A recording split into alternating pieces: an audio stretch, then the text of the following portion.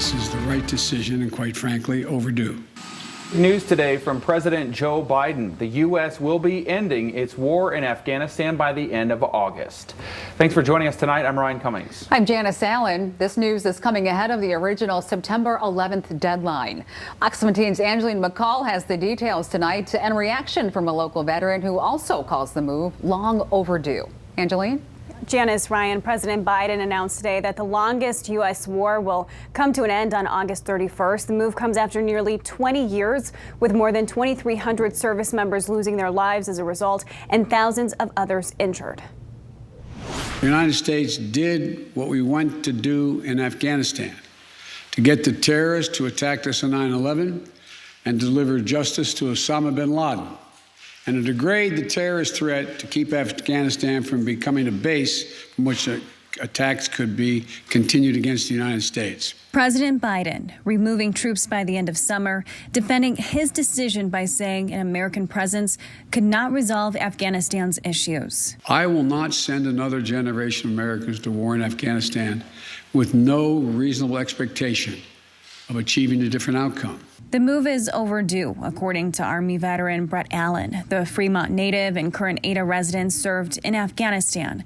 He says the mission had become stagnant when he served overseas in 2009, over a decade ago. It's been 20 years, and if we're not accomplishing anything now, we're never going to. And we're just pumping money into, well, he said today, we're not there to nation build. Then what are we still doing there? While some have criticized Biden's execution, Brett describes the decision needing a sensitive approach to protect our troops. To drag it out and make it a long process, you jeopardize the security of the troops that are still there. The more time you give the enemy to formulate a plan, more opportunities to